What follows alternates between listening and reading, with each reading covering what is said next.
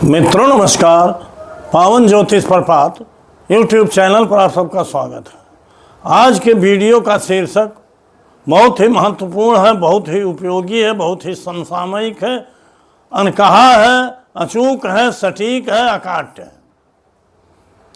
कोई भी वीडियो इस विषय पर नहीं मिलती होगी। तो आज वीडियो का शीर्षक है अधिकतम किस बीमारी का प्रकोप रहेगा आप पर और कब कब। जी हाँ मित्रों, डिसीजेज काज्ड बाय सन। किन बीमारियों से आप पीड़ित होंगे या बार बार आक्रमण होगा, अधिकतम वो कौन सी बीमारियां हैं। बहुत से लोग हैं कि उनको एक ही बीमारी बार बार पीड़ित करती है, कभी ठीक हो जाती है फिर शुरू हो जाती है। तो ये मेन कारण क्या है? ये आपके शरीर पर जो ग्रहों का प्रभाव है उसके लिए उसको अध्ययन करना जरूरी है। और ज्योतिष एक ऐसा विज्ञान है जो सभी विषयों का समाविष्ट है, समन्वय है। अर्थात वर्तमान वैज्ञानिक युग में अलग अलग विज्ञान है, अलग अलग रोगों, बीमारियों, समस्याओं, सफलताओं के लिए। लेकिन ज्योतिष ही एक ऐसा विज्ञान है जिसको पराविज्ञान कहा जाता है। हमारे ऋषियों महर्षियों की दिव्य दृष्टि का ये प्रभाव है, इनके योग और साधना बल का ही प्रभाव है कि ज्योतिष को अगर कायदे से हमने अध्ययन किया और समझा तो इसमें हर प्रकार का विज्ञान निहित है। और मेडिकल साइंस की बात मैं कर रहा हूँ, मेडिकल साइंस भी उसमें है। बस ज़रूरत है उसके नियमों को समझने की और उसकी विशेषताओं के बारे में जानकारी करने की।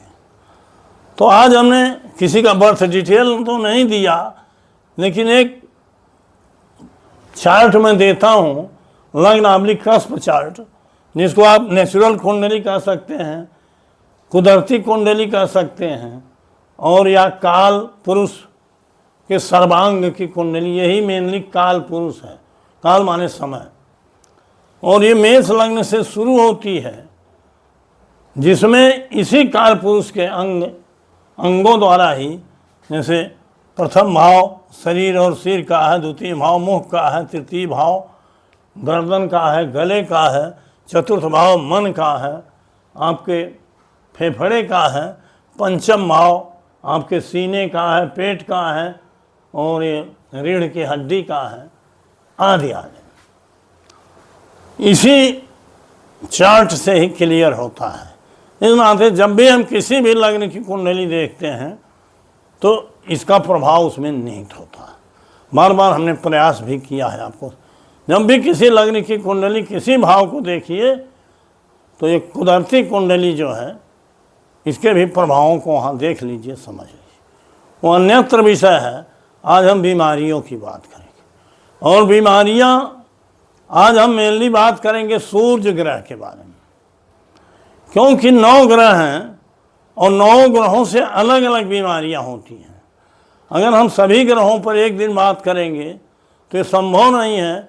इसके लिए कम से कम हमको 9 वीडियो बनाना पड़ेगा। तो सूर्य के प्रकोप से, सूर्य के प्रभाव से काज्ड बाय सन कौन सी बीमारियां हैं और आपकी कुंडली क्या बोलती है कि किस ग्रह के प्रभाव से आपके शरीर पर ये बीमारियां बार बार आक्रमण करेंगी, या अधिकतम यही बीमारियां आपको होती हैं, ऐसा आपने अनुभव किया होगा। तो इसके लिए सर्वप्रथम हम कुंडली के 6ठे भाव को देखते हैं। आपके कुंडली को एक होता है केपी में कस्प कुंडली, एक होता है कस्पल सिग्निफिकेटर, एक होता है प्लेनेटरी सिग्निफिकेटर। तो यहाँ हम कस्पल सिग्निफिकेटर्स की बात करते हैं कि अगर 6ठे भाव का उपनक्षत्र स्वामी सूर्य है, ये आप जानते हो, बार बार हमने बताया है। या सूर्य के नक्षत्र में है तो सूर्य जनित बीमारियां आपको अधिक होंगी या अधिकतम होंगी। आज उसी पर चर्चा हम कर रहे हैं। तो पहले तो हम ये देखते हैं कि बीमारियां सूर्य जनित कौन कौन सी हैं और वो बीमारी कब कब होती है। इसका आप अनुभव करके भी देखेंगे, उसके प्रत्यक्ष प्रमाण कई लोगों की कुंडली में आपको मिल जाएंगे। साथ ही अगर कुंडली का बर्थ टाइम सही है तो निश्चित रूप से उपनक्षत्र स्वामी सही आएगा और जो बीमारी बताएगा वो सटीक सही होगा। लेकिन अगर बर्थ टाइम में डिफेक्ट है तो उपनक्षत्र स्वामी सूर्य की जगह पर शुक्र हो गया या चंद्रमा हो गया तो जो बीमारी आपको हो रही वो डिफर कर जाएगी। इस नाते बार बार आग्रह करता हूँ कि जन्म के समय को समझ लीजिए। और आपसे एक आग्रह और भी है कि आज तो हम सूर्य से उत्पन्न, सूर्य के प्रभाव से उत्पन्न, सूर्य के प्रकोप से उत्पन्न बीमारियों के बारे में बता रहे हैं। अगर आप कमेंट करेंगे और रुचि और उत्साह दिखाएंगे और वीडियो को अधिकतम लोगों तक शेयर करके ज़्यादा डिमांड करेंगे तो हम 9 ग्रहों पर 9 वीडियो बना देंगे। उनसे संबंधित बीमारियों को आप जान जाएंगे और वो बीमारियां कब कब होंगी ये भी नियम बताएंगे। और उसके बाद उसका आप किस पैथी से निदान करें, एलोपैथी से कि होम्योपैथी से कि आयुर्वेद से कि इलेक्ट्रोपैथी से आदि आदि जो मेडिकल की फैकल्टी है, किस पैथी से दवा करके आप स्वस्थ हो सकते हो। लेकिन आज का विषय वो नहीं है। आज का विषय सिर्फ यही है कि सूर्य जनित कौन कौन सी बीमारियां हैं, इनको कैसे हम देखें और ये बीमारियां कब कब पैदा होती हैं। आगे बढ़ने से पहले आपसे अनुरोध है कि अगर मेरे चैनल को अब तक सब्सक्राइब नहीं किए हैं तो तुरंत तत्काल सब्सक्राइब करिए। बगल में बेल आइकन आती है, उसे पुश कर दीजिए, ऑल के बटन पर क्लिक करिए ताकि प्रत्येक वीडियो का नोटिफिकेशन तत्काल आप तक पहुंच जाए।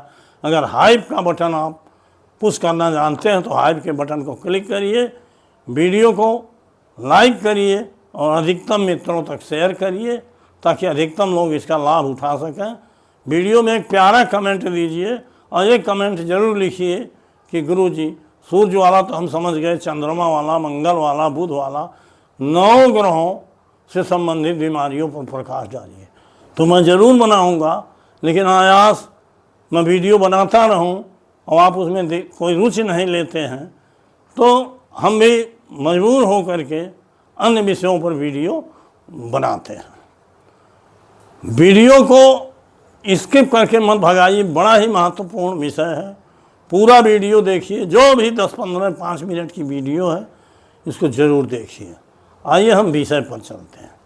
पहले तो हम जान लें कि सूर्य से कौन कौन बीमारियां सूर्य के प्रभाव से पैदा होती हैं। हम समझ जाएंगे जब, उसके बाद हम देखेंगे कि सूर्य को कैसे देखें कि सूर्य ही वो बीमारी देता है। आपकी कुंडली बताएगी सब। ये देखिए सूर्य के प्रकोप से बीमारियां, यहाँ सीरियल से हमने सभी बीमारियों को लिखा है। चार्ट पर आपको स्पष्ट दिखाई देता है। सीरियल बता रहा हूँ, दिल की बीमारी, आप हार्ट की बीमारी जानते हैं, हार्ट अटैक कर गया। रक्तचाप जिसको आप बीपी कहते हो, चक्कर या हिट्स आना, बहुत से लोगों को चक्कर आता है, मिर्गी आती है, ये सूर्य की बीमारी है। सभी तरह के बुखार, जितने भी तरह के बुखार हैं, चाहे टाइफाइड हो, चाहे मलेरिया हो, चाहे डेंगू हो, चाहे जंगल बुखार हो, हाँ, सारे बुखार सूर्य के प्रभाव के नाते आते हैं। और होता है उष्माघात।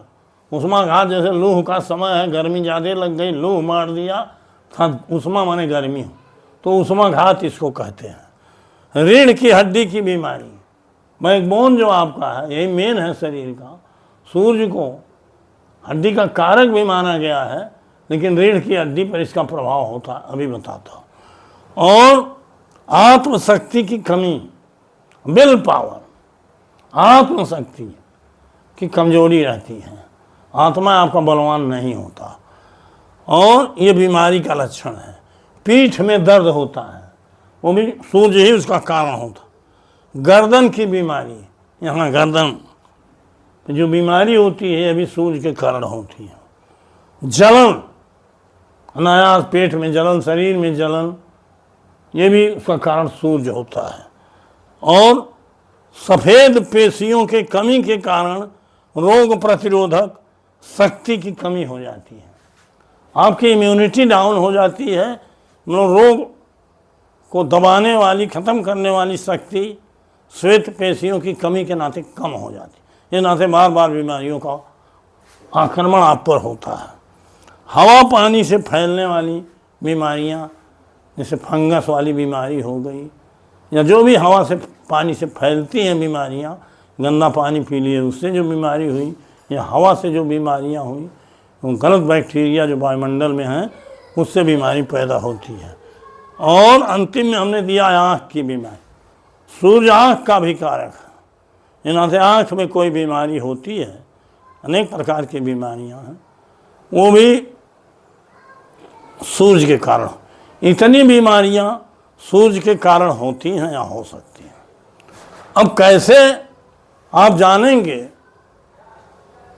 कि कैसे इन बीमारियों को पढ़ें? तो अगर आपके कुंडली में कस्प कुंडली या कस्पल सिग्निफिकेटर्स में छठे भाव का उपनक्षत्र स्वामी, देखिए छठवां स्थान रोग, नौकरी और शत्रु का भी है। तो नौकरी के लिए, बढ़िया आमदनी के लिए, रुपया पैसा के लिए अगर छठवें भाव का उपनक्षत्र स्वामी, हमने बार बार बताया है 6, 10, 2, 11 इन भावों का सिग्निफिकेटर है, तो धन काफ़ी मात्रा में आएगा या नौकरी करोगे आप। लेकिन अगर वो सूर्य ही है तो छठवें का उपनक्षत्र स्वामी सूर्य है या सूर्य के नक्षत्र में है तो वो अपनी बीमारी भी देगा। तो अगर छठवें भाव का उपनक्षत्र स्वामी सूर्य है तो ये छठवां भाव है कौन? सूर्य। तो ये जान लीजिए कि सूर्य जनित बीमारियां आपके जीवन में होंगी, आपके शरीर पर उसका प्रभाव कभी कभी पड़ेगा। और ये बीमारियां जब प्रभावित करें तो जान लीजिए कि आपके छठे भाव का उपनक्षत्र स्वामी सूर्य ही है मित्रों।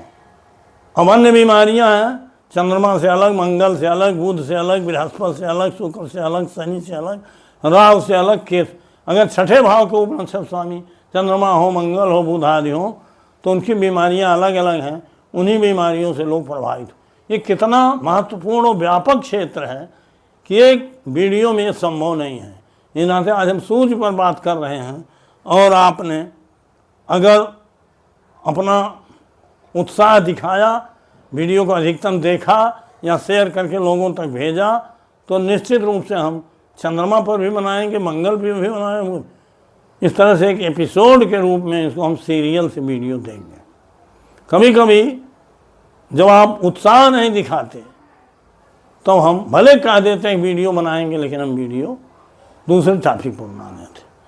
तो अगर छठे भाव का उपनक्षत्र स्वामी सूर्य है या सूर्य के नक्षत्र में है तो ये बीमारियां जो हमने लिखा है, ये बीमारियां आपको होती हैं, होती रहेंगी, बार बार होती हैं। अब उसको कब ठीक हो जाती हैं, कभी कभी ठीक हो जाएगी फिर शुरू हो जाएंगी। उसके लिए पंचम भाव कारण है, उस पर भी हम विचार करेंगे, उसके रोग के निदान पर भी हम विचार करेंगे। लेकिन जब इस एपिसोड को हम ख़त्म कर लेंगे, तब आपका सहयोग मिला तो पहले 9 ग्रहों की बीमारियां देंगे, उसके बाद एक एपिसोड चलाएंगे कि कौन सी पैथी अपना के आप दवा करें, या ज्योतिष का कौन सा नियम आपको ये बताएगा कि बीमारी से पूर्ण रूप से निजात आपको कब मिलेगी। सारा कुछ इसमें है, सारा ज्ञान विज्ञान भरा है ज्योतिष में। यह केवल एक विज्ञान ही नहीं, ये परा विज्ञान है। इसके महत्व को समझिएगा। समझ रहे हैं आप तभी वीडियो देखते हैं, मेरा मनोबल बढ़ाते हैं और अधिकतम सहयोग कर रहे हैं। तो मित्रों, अब सूर्य के नाते बीमारियां निश्चित होंगी अगर आपकी कुंडली में छठे भाव का उपनक्षत्र स्वामी सूर्य है या सूर्य के नक्षत्र, बस केवल 2 चीज़ देगा। ये नहीं देखना किन किन भावों को बताना। वो तो अगर धन बताए धन भी देगा, लेकिन बीमारी तो जरूर देगा। तो अच्छे भावों का कार्य से थोड़ा कम प्रभाव रहेगा, खराब भावों का सिग्निफिकेटर है तो ज़्यादा प्रभाव। दूसरा विषय हमें बताने जा रहे हैं कि बीमारी के भाव कौन से हैं। उसी 6वें भाव का उपनिषद स्वामी नौकरी भी देता है, पैसा भी देता है। बीमारी के भावों को हमने भाव समूह नामक किसी वीडियो में हमने दिया है। आपके कुंडली का पहला भाव, 6वां भाव भी बीमारी देता है, लेकिन 6वें के साथ 8वां और 12वां भी हो सिग्निफिकेशन में, जिस भी ग्रह में। कोई जरूरी नहीं सूर्य में, सूर्य तो उपनिषद स्वामी अपना काम करेगा, लेकिन जिस ग्रह में नक्षत्र के माध्यम से बार बार हमने बताया है कि अगर उपनक्षत्र सपोर्ट करेगा इन्हीं भावों का, तो उसी कालखंड में, उसी दशा में, उसी दशा अंतरदशा में बीमारी होगी। चाहे वो सूर्य हो, चंद्रमा हो, मंगल हो, बुध हो, जिसकी भी दशा अंतरदशा चल रही, उसमें अगर ये भाव नक्षत्र के माध्यम से आए हों और उपनिषद स्वामी का नक्षत्र स्वामी सपोर्ट कर रहा हो, तो आप खुद देखिएगा कि इनका प्रभाव रहेगा। या दूसरे बीमारियां हैं सूर्य के अलावा, तो आपको अनुभव हो जाएगा कि किसी दूसरे ग्रह के नाते बीमारी है, लेकिन बीमारी है। तो मित्रों, 1, 6, 8 और 12 कुंडली का 1, 6, 8 और 12 मतलब मेनली 1, 6 और 12 या 6 और 8, ये भाव 6 और 8 आया तब भी बीमारी होगी, और 1, 6, 12 आया है तब भी बीमारी होगी। मतलब 6वें के साथ 12वां आया हो और लग्न भी आया, आप स्वयं भी कारण बनते हो। लग्न का 6वें और 12वें से प्रभावित होना या साथ देना बीमारी का कारक होता है। और 6वां और 8वां भी आया हो तब भी बीमारी होता है। 8वें के साथ अन्य ग्रहों का प्रभाव है तो दुर्घटना भी होती है। तो जैसे आप जानते हैं, जो बीमारियों का नाम हमने लिया, इसमें सूर्य का मेन रोल है।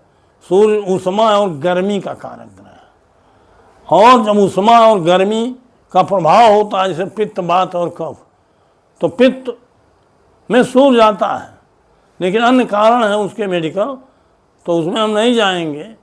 सूर्य में जीवनदायी ऊष्मा होती है, और मंगल में भी वही गर्मी, वही ऊष्मा होती है, लेकिन वो दाहक होती है और ज़्यादा तेज होती है। उसी से चोट होता है, दुर्घटना होता है, ऑपरेशन अलग विषय है। तो नाते जिस ग्रह में 1, 6, 8 और 12 ये भाव नक्षत्र के माध्यम से आए हो, और उस ग्रह का उपनक्षत्र स्वामी अपने नक्षत्र के माध्यम से सपोर्ट करता हो, तो उसी पीरियड में ये बीमारियां होंगी। लेकिन 6ठे भाव का उपनक्षत्र स्वामी सूर्य होना चाहिए। ये नहीं सूर्य की दशा आएगी तब, जिस भी ग्रह की दशा आएगी उसमें 1, 6, 8 और 12, 1, 6, 8 और 12 ये भाव आए हों, उस समय बीमारी का प्रभाव आप पर पड़ेगा। तो हमारा जो शीर्षक है कि अधिकतम किस बीमारी का प्रकोप रहेगा और कब कब के लिए दशांतर दशा को देखिए, और किस बीमारी का प्रकोप रहेगा इसके लिए 6ठे भाव के उपनक्षत्र स्वामी को देखिए। सूर्य है तो ये बीमारियाँ देगा, अन्य ग्रह हैं तो उस पर वीडियो मैं अलग से दूंगा, क्योंकि एक ही ग्रह के लिए इतना समय एक वीडियो के लिए पर्याप्त है। आगे पुनः 3 दिन बाद अगर आप चाहेंगे तो हम चंद्रमा पर देंगे, उसके बाद मंगल पर देंगे। वो आप पर निर्भर है कि आप कितना इसको कमेंट करते हो, कितना लाइक करते हो, कितना शेयर करते हो, कितना सपोर्ट करते हो, और कितने देर तक रेगुलर देखते हो। इस नाते अगर वीडियो को देख रहे हो तो एवरेज व्यू ड्यूरेशन बढ़ाइए, अधिकतम लोगों को शेयर करिए, वीडियो को लाइक करिए, और एक प्यारा सा कमेंट ज़रूर दीजिए, मैं उस पर जवाब ज़रूर देता हूँ। बहुत बहुत धन्यवाद, हार्दिक शुभकामनाएं।